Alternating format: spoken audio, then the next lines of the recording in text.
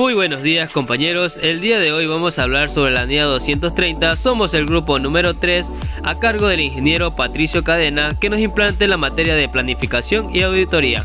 Nuestro grupo está conformado por Amada Jiménez, Rosa Lima, Eddie Manzaba, Milena Eras y quien les habla, Luis Correa. El día de hoy hablaremos sobre la NIA 230, normas internacionales de auditoría y para qué nos sirve al momento de realizar nuestros estados financieros.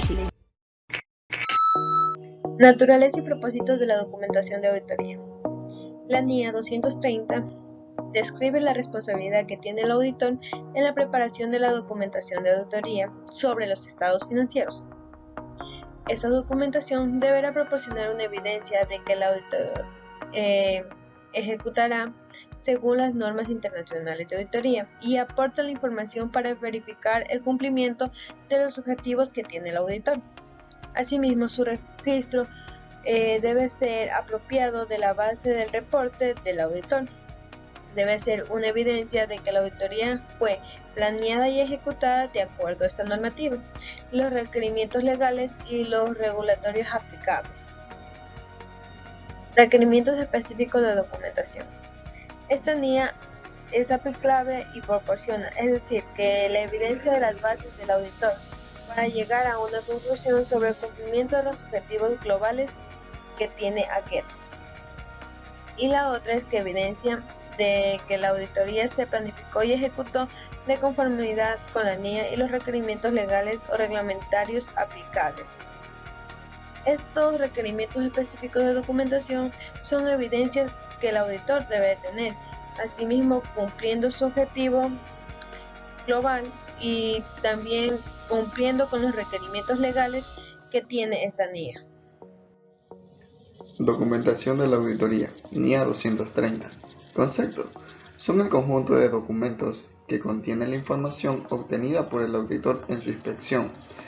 En ellos se detalla el procedimiento y el tipo de auditoría efectuado dentro de la empresa. Con ello también sustenta las observaciones y recomendaciones que se serán redactadas en el informe de auditoría.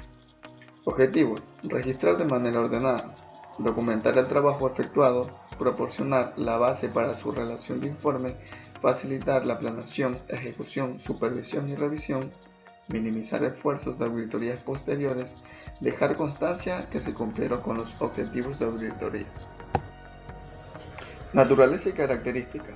Los papeles de trabajo deberán incluir el programa de trabajo, contener índices, marcas y referencias adecuadas, estar fechados y firmados por el personal que los haya preparado, ser supervisados y a incluir constancia de ello, redactarse con brevedad y ser pertinentes. En cuanto a la evidencia contenida en los papeles de trabajo, deberá cumplir los siguientes requisitos: suficiencia, competencia, importancia, pertinencia, propiedad y confidencialidad. Los papeles de trabajo serán propiedad del auditor y o despacho de auditores. Su guarda y custodia será responsabilidad de los auditores para evitar el riesgo de que se extravíen o sean utilizados indebidamente por terceras personas. Sí, a continuación hablaremos sobre la clasificación de los papeles de trabajo. De acuerdo con la NIA 230 de la documentación de la auditoría, nos habla sobre la responsabilidad que tiene el auditor para realizar la documentación. Esta documentación también se la conoce como papeles de trabajo, los cuales contienen todo tipo de material necesario recopilado durante el transcurso de la auditoría. Está compuesto por archivos, sea permanentes o continuos, cuestionarios de control interno, diagramas de flujo, etc. ¿Qué son los archivos de auditoría? Los archivos de auditoría son una o varias carpetas donde se contiene información, ya sea de manera virtual o digital, sobre el proceso de auditoría. Aquí se evalúan los procedimientos y los procesos realizados. Estos archivos se dividen en dos, en permanentes de archivo permanente de auditoría y archivo corriente de auditoría. El archivo permanente de auditoría está dividido por tres aspectos legales, financieros y generales. Los aspectos legales constan de las constitutivas, normas, estatutos sobre el reglamento interno que el auditor muestra, y esa información debe ser confidencial. Esta únicamente los encargados del ejecutivo pueden hacerla o pueden dar a conocer esta información, pueden conocerla. A diferencia del archivo corriente de auditoría,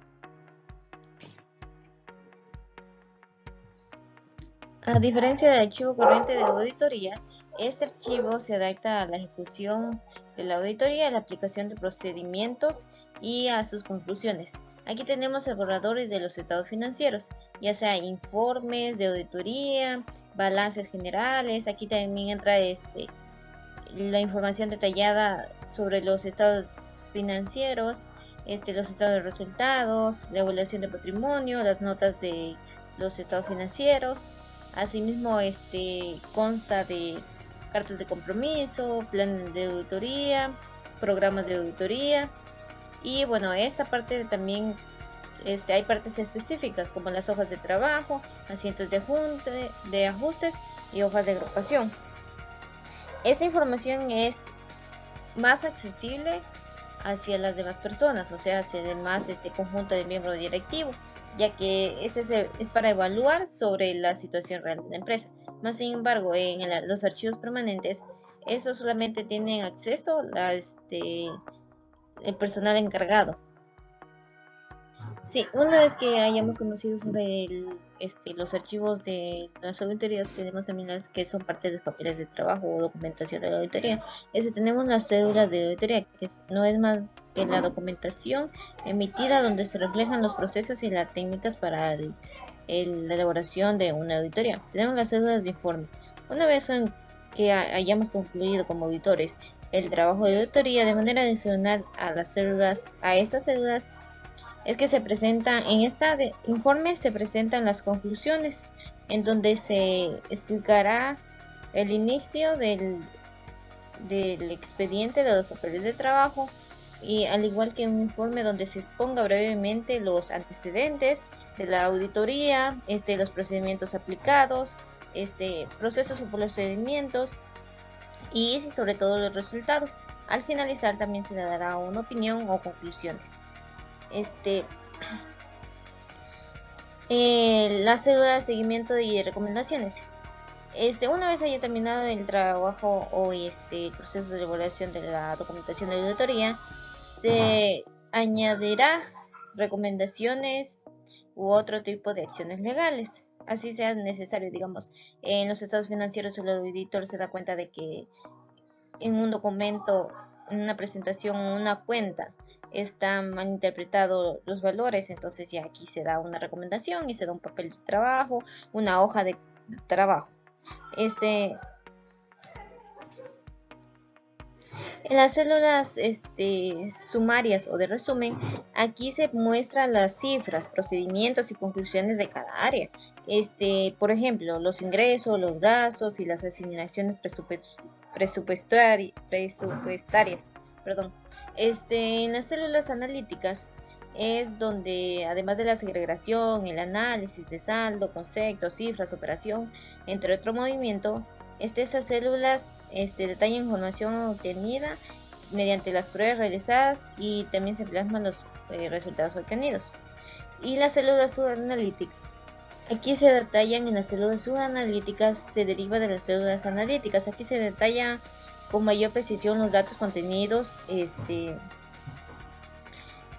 digamos, por ejemplo, la cuenta de inversiones en valores.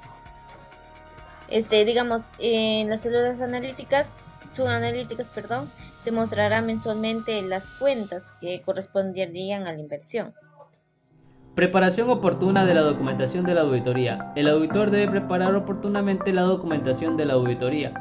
Esto con fin de que no haya inconvenientes futuros. También se le hace, antes de entregar el documento, se le hace una revisión o verificación al documento para ver si las cuentas están claras en la parte de contabilidad para tener buenos resultados. Por otro punto tenemos documentación suficiente y apropiada que facilite la revisión de la evidencia.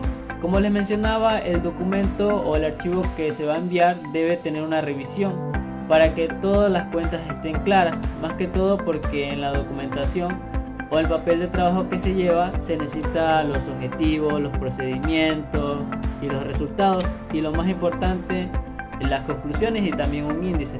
donde van a estar todos.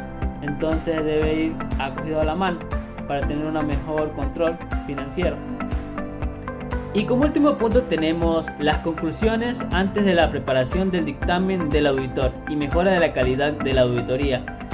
Como les mencioné, la conclusión es muy fundamental para determinar si las medidas que se han tomado son adecuadas y benefician a la compañía. Documentación de los procedimientos de la auditoría aplicados y la evidencia de la auditoría obtenida. El auditor debe preparar la documentación suficiente y apropiada para que el auditor con experiencia pueda entender. Esto quiere decir que el auditor que está llevando el caso de esa empresa debe tener todo en orden al momento de pasarle al auditor con experiencia. Él puede entender el trabajo que está realizando o el fallo que está ocasionando esa cuya empresa para que él pueda seguir el caso el auditor con experiencia. Y para eso se debe tomar estos pasos: la naturaleza y extensión de los procedimientos de la auditoría llevados a cabo, los resultados y evidencias obtenidas en la auditoría. No se olviden, al momento de realizar una auditoría es muy necesario tener una evidencia que nos respalde al momento de hacer una declaración o un apartado. También tenemos asuntos importantes, las conclusiones y juicios profesionales alcanzados. Las conclusiones son muy importantes al momento de defender nuestra auditoría, y también los juicios, que debe ser apegado a la ley, todo profesionalmente.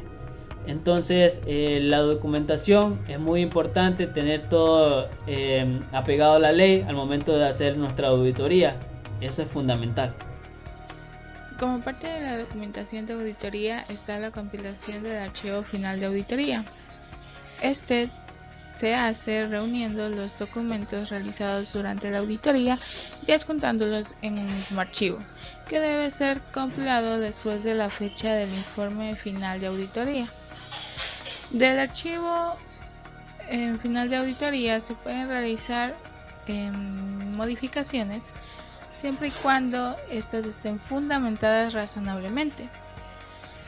Los documentos no podrán ser eliminados ni omitidos antes de la fecha de reserva de la documentación, que es de 5 años.